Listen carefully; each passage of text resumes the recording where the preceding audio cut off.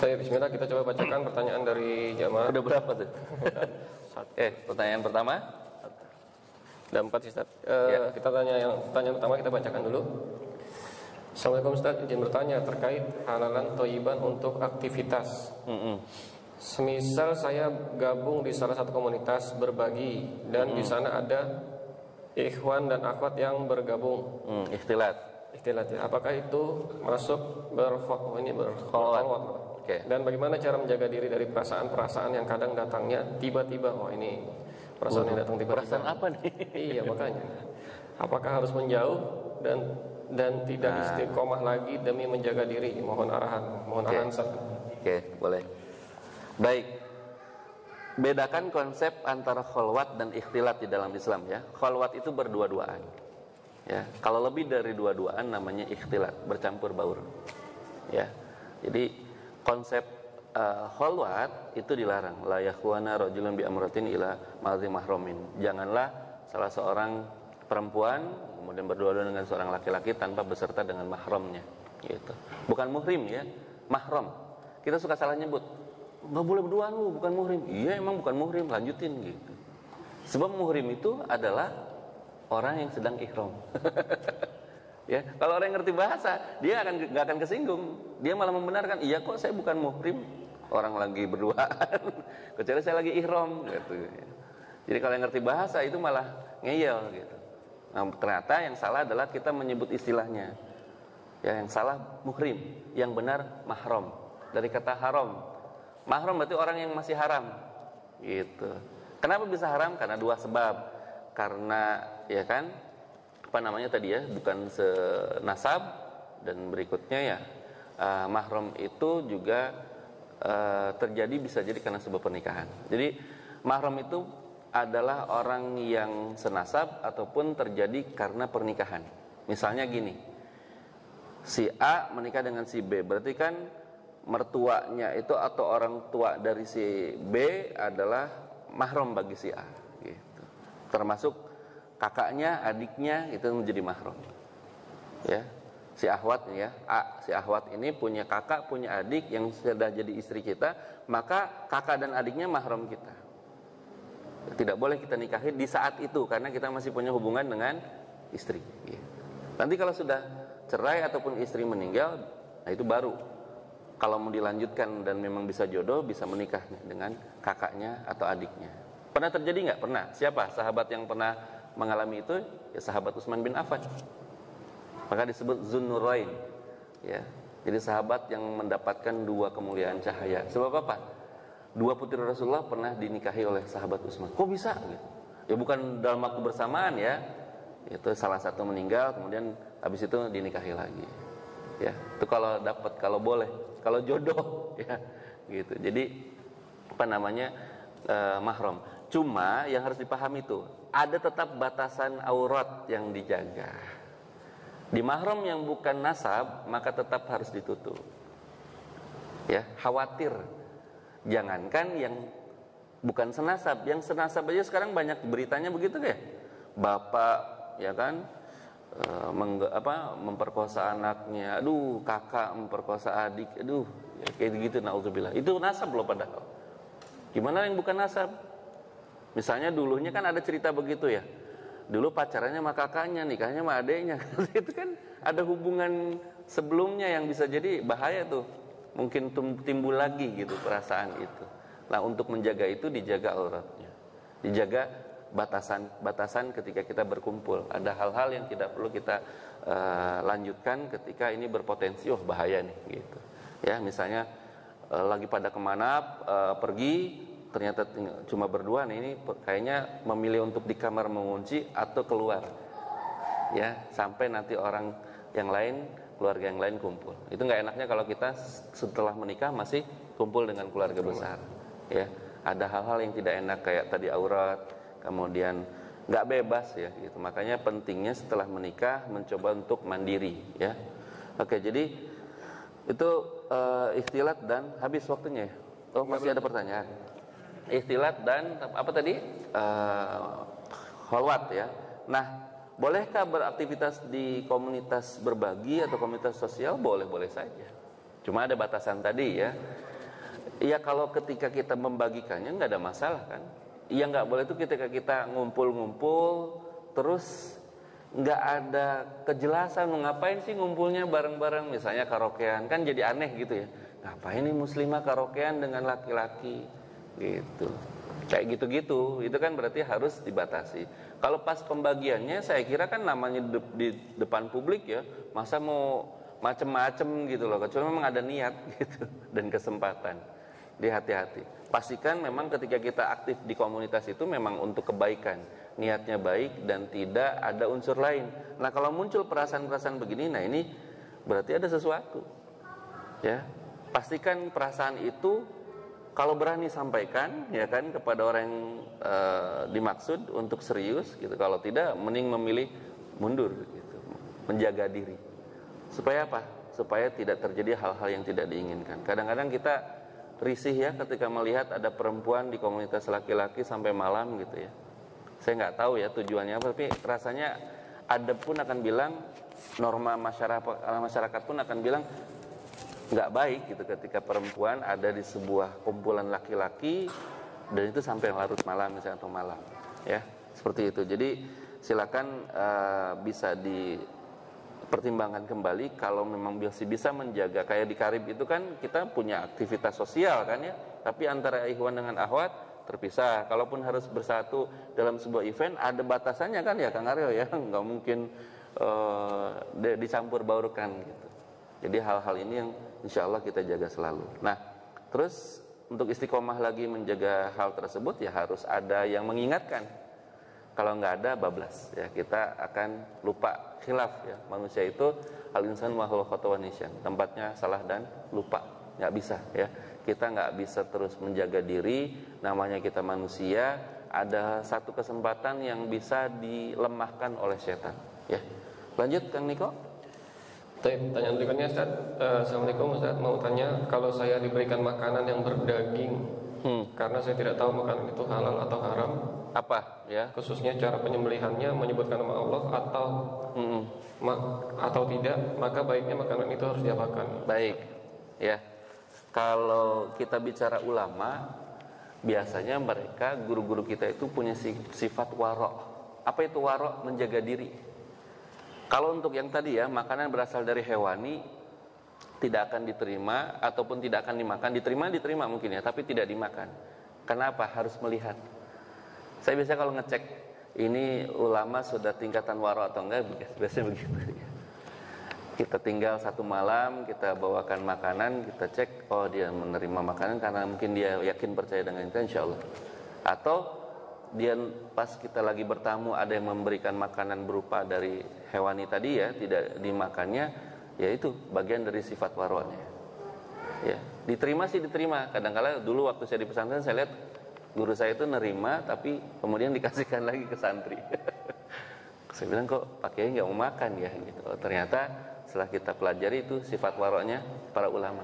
Kalau tidak melihat atau tidak langsung menyembelih sendiri, mohon maaf gitu. Itu jadi prinsip, nggak dimakan. Ya. Jadi kalau kita gimana? Nah, kita boleh ya. Pertama, yakini dulu siapa yang ngasih kan gitu. Ini muslim atau tidak? Kalau muslim insya Allah kita terima. Kalau bukan muslim, nah ini memang kita takut ya gitu. Sebaiknya ya kita terima, tapi ya kita bisa kasih ke siapa gitu ya, ke non muslim lagi, atau kalau kasih ke muslim lagi kan itu berarti ngasih ini ya, mudarat. Ya, dalam hal ini para ulama menyampaikan dibuang pun asal tidak terlihat oleh orang yang memberinya ya, itu masih boleh. Ya. Tapi jangan sampai tahu ya gitu. Dibuangnya depan orangnya lagi gitu. Ngajak ribut itu ya namanya ya. Dibanting lagi. Dibanting ya, enggak boleh.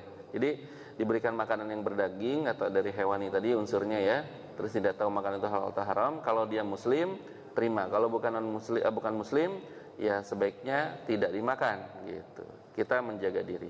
Seperti kita juga diundang ke acara dia di rumah dia, boleh saja sebagai sesama teman gitu ya, diundang ke rumah dia non muslim, tapi tidak makan dan minum. Kan bisa. Makasih sudah kenyang gitu ya.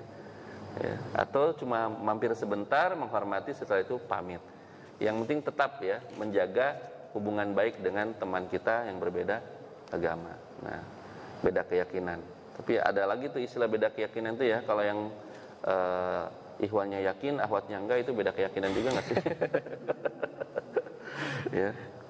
Oke. Jadi harus diapakan tadi ya, sudah saya jawab. Mudah-mudahan bisa lebih menjaga diri. Kalau kita yakin dari muslim, insya Allah diterima. Kalau bukan muslim, ya tadi ya, boleh kita berikan kepada non muslim lagi, atau kita berikan ke hewan peliharaan, atau kita buang, tapi jangan sampai kelihatan ya, karena kita bukan berarti nggak mau makan, kita menjaga tadi, kita nggak tahu nih. Soalnya pernah ya, kalau di daerah Tangerang Raya ini kan ada rumah makan ayam goreng apa gitu ya.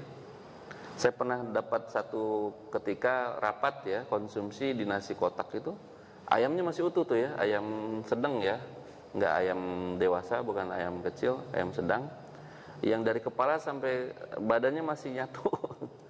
Saya cek, kok masih utuh ya gitu, lehernya juga nggak ada bekas sembelihan. Terima kasih, tutup lagi. Ya. Montongnya dari kaki. Iya. Nah itu kan unik ya, termasuk yang ibu-ibu nih, yang akhwat ya, nanti sudah mulai harus aware ya, kalau beli ayam potong itu di pasar, ceknya sembelihannya di mana, atau di supermarket ya, di bagian daging ayam, cek dulu itu, memang kan dipisah ya, kepala sama badan, tapi cek lagi di lehernya gitu, ada bekas sembelihan nggak? Kalau tidak, berarti ini ayam haram gitu. Itu yang kita takutkan ya, ayam tiren atau ayam yang mati langsung disembelih. Apa sih hikmahnya coba? Kita menyembelih dengan cara seperti itu.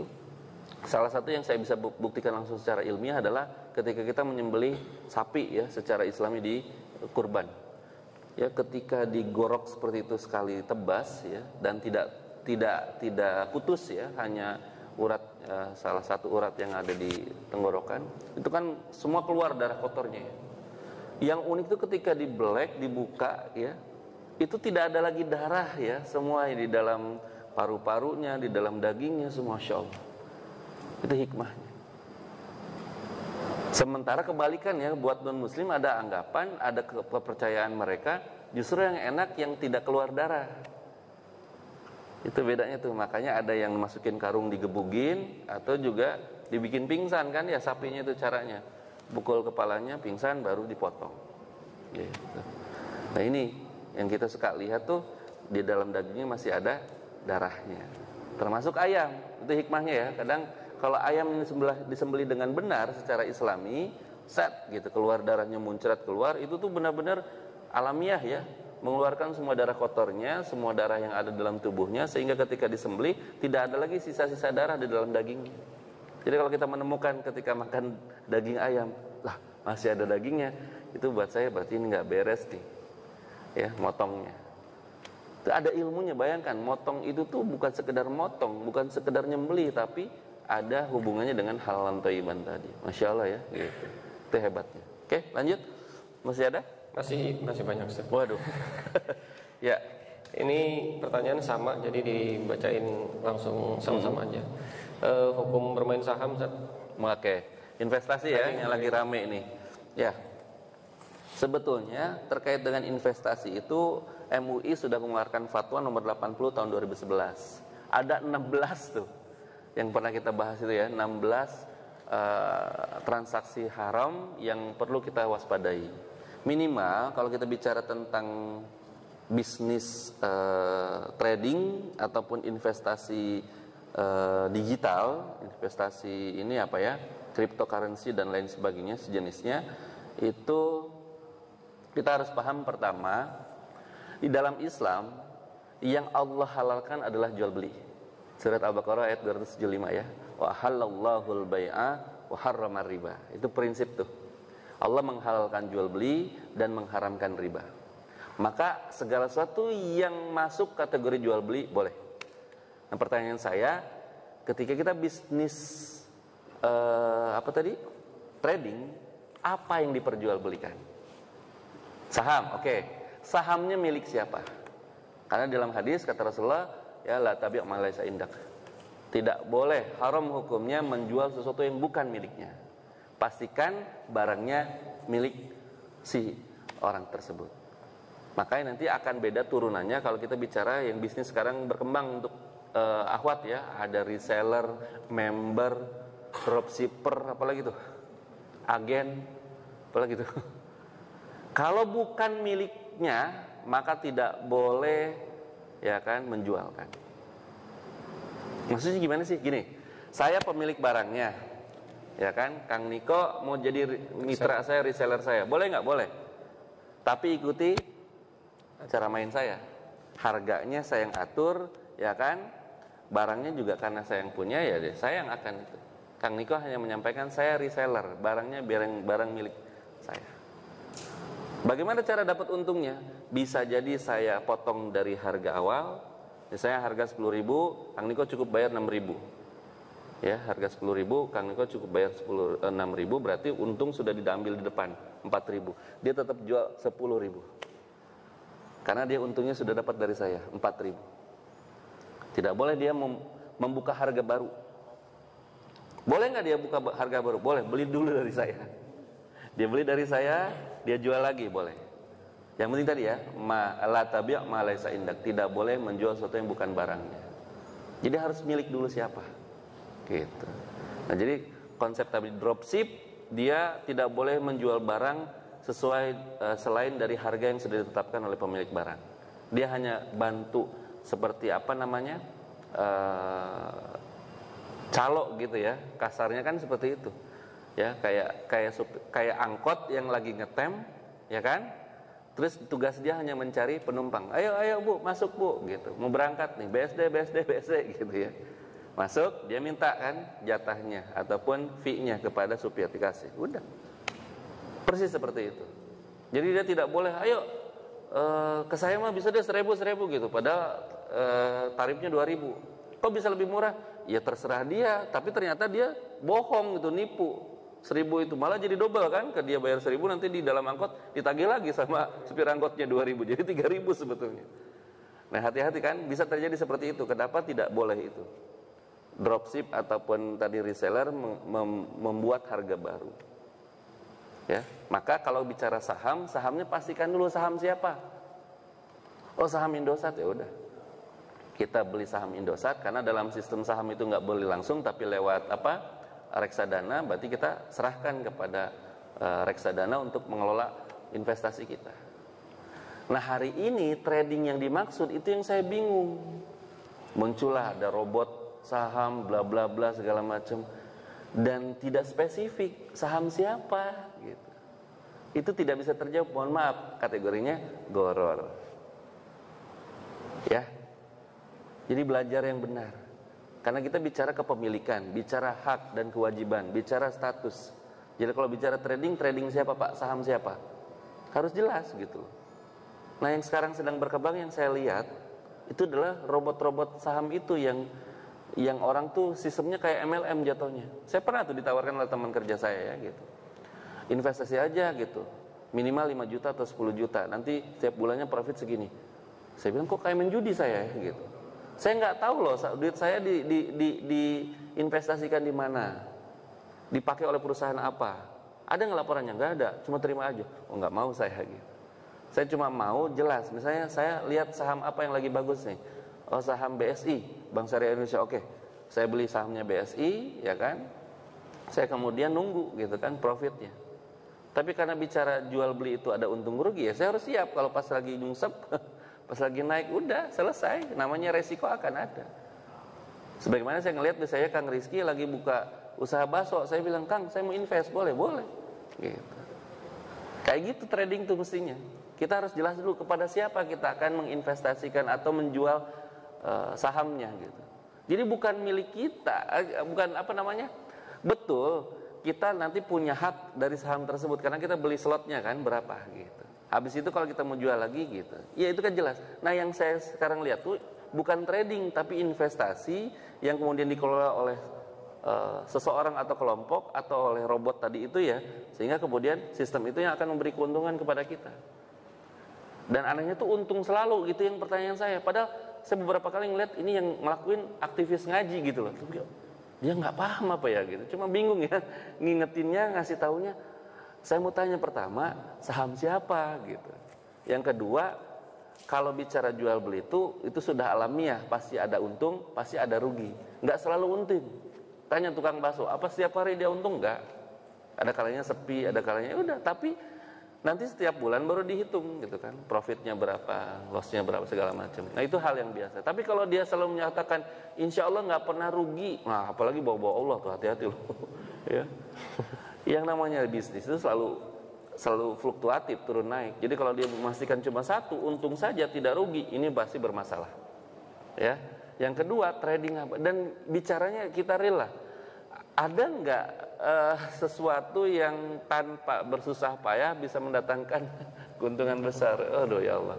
Ini kayaknya malu kita ya sama Rasulullah, gitu, sama para sahabat, sama orang-orang tua dulu kita ya, orang-orang tua itu mereka benar-benar mendingan berpeluh ya, berkeringat dibandingkan sesuatu yang disebut dengan gabut hari ini ya.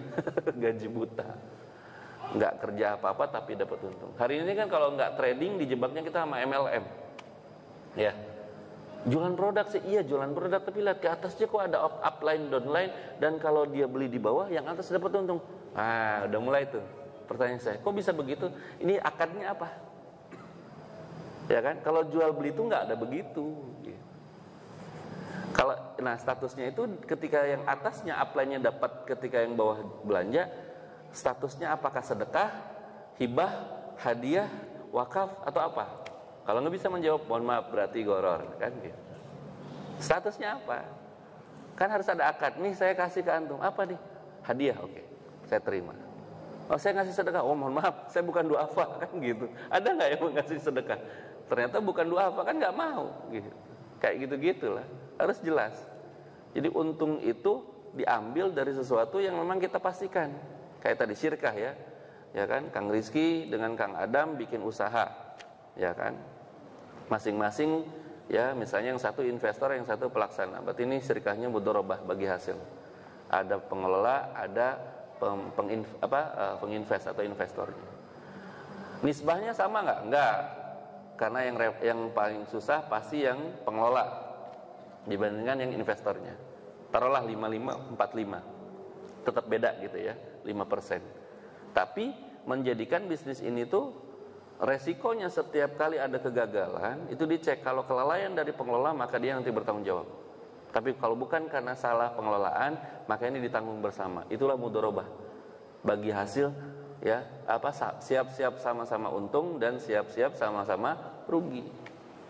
Jadi nggak boleh tuh sebagai investor kita egois gitu ya. Oh pokoknya saya nggak mau tahu, pengennya untung. Nggak ada pak ceritanya di mana gitu.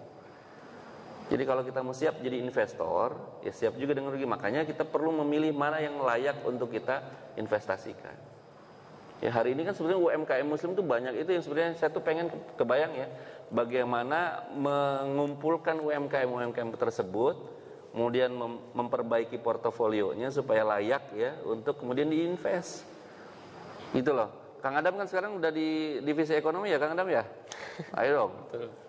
UMKM yang teman-teman aja dulu lah gitu kan, yang di Karib ini didata dari dulu gitu ya, nggak berhasil kita ya. Habis itu bangun portofolionya dibagusin tuh ya, bikin katalognya, baru tuh tawarkan kepada investor. Kita bikin sistemnya ya, misalnya invest di sini itu nisbahnya sekian, bisa diambil berapa bulan gitu kan, kayak gitu. Di UI itu sudah mulai ya, di FEB UI sudah mulai ada lab tentang syirkah mudharabah begitu. Jadi mahasiswa tuh laporan, saya butuh laptop, saya butuh HP. Nanti di situ tuh learning by doing ya. Jadi sambil mereka belajar bertransaksi secara syariah, muamalah juga bisa dapat feel-nya, merasakan oh begini caranya. Ya. Itu kebayang lah. Kalau kita bisa mengumpulkan potensi itu luar biasa. Ya. Sebenarnya di masjid-masjid itu banyak potensi itu, cuma ya nggak tahu ya. Mudah-mudahan nanti di generasi berikutnya lah ya. Kadang-kadang memang kita masih harus menyadari di tangan-tangan orang tua kita mungkin belum sampai sana. Ya sudah, kita tunggu saja. Dan kita jaga adab juga ya, nggak mungkin kita salib gitu ya, apalagi diselepet gitu ya. Di sliding ya nggak mungkin. Kita tunggu waktunya saja. Nanti kalau sudah zaman antum-antuna yang pegang kepengurusan masjid, pikirkan bahwa masjid itu adalah salah satu justru yang dulu Rasul bangun sebagai pusat peradaban ekonomi. Potensinya gede. Nah duit itu jangan sampai pas Jumat cuma disampaikan saldo masjid kita 5 miliar. Sampingnya ada yang kelaparan, ya kan, kemiskinan gitu. Nah ini yang perlu kita bangun. Yang masih sekarang belum ada yang mengalahkan memang masjid yang milik Ustadz Lukmanul Hakim di mana Pontianak itu ya.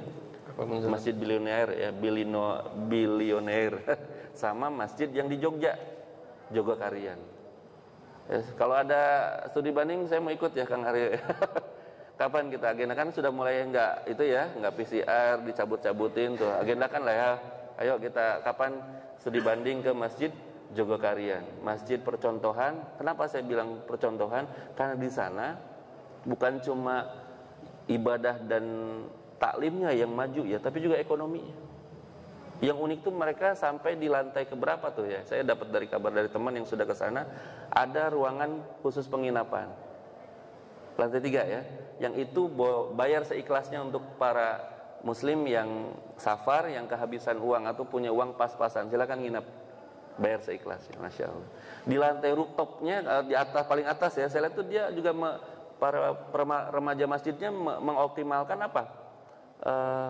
Apa namanya tuh, lele yang di aquaponik, hidroponik ya, aquaponik, aquaponik plus dengan itunya ya, hidroponiknya digabungkan. Atasnya dia nanam sayuran, bawahnya ikan-ikan. Jadi Masya Allah ya, banyak sekali. Terus setiap Jumat itu kayak nikahan, ada apa, gubuk-gubuk makanan gitu, silakan pilih, kan luar biasa ya. Tiap Jumat mau makan apa nih gitu ya. Di depan tuh sudah tersedia semua makanan dari unsur itu, dan masyarakat di sekitarnya juga diberdayakan. Remaja masjid itu mendata, mendampingi bisnis-bisnis UMKM-nya, hidup semua. Jadi udah kayak pasar kaget setiap itu ya, setiap minggu itu. Masya Allah Jogokarian. Saya ngeliat di IG-nya aja, aduh pengen ke sana, cuma alhamdulillah udah mulai ada angin segar ya, sudah mulai dibuka kesempatan itu ya, PCR tidak lagi wajib. Kemudian kemarin kita lihat viral ya, yang di kereta dicabut-cabutin ya, stiker XX-nya itu ya, berarti kita sudah mulai bisa halan-halan ya kan, insya Allah. Tapi halan-halannya yang bermanfaat itu dari studi banding ke Masjid Jogokarian, mudah-mudahan bisa diagendakan. Boleh nanti saya insya Allah ikut ya gitu Kang Aryo, supaya kita tahu manajemen masjid itu salah satu fungsinya adalah untuk tadi bisa memberikan kekuatan ekonomi kepada duafa, kepada muslim. Kan gak harus habis, sistemnya pinjaman kan gitu. Pinjamannya lunak, dia kembalikan lagi 10 bulan.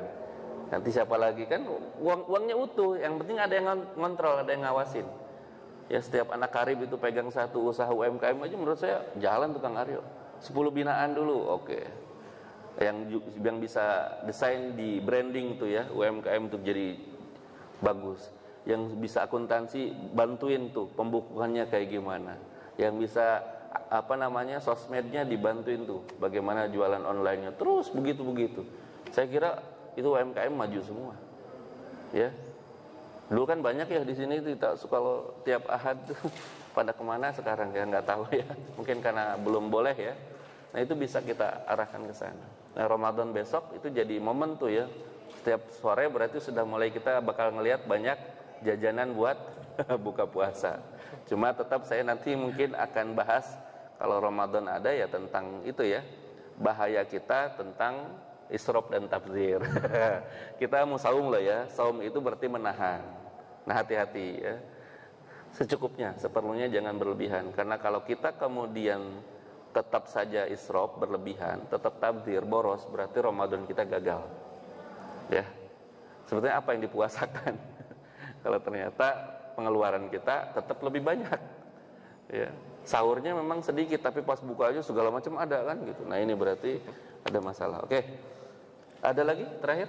Habis. Mungkin ini Ustaz, Waktunya karena habis. Iya, ya. Karena waktu. Mungkin nanti pertanyaan yang tidak terjawab, insya Allah akan diteruskan oleh Admin Karib dan akan langsung dijawab oleh Santo via WhatsApp mungkin atau di Instagram insya Allah setelah agenda ini. Ya.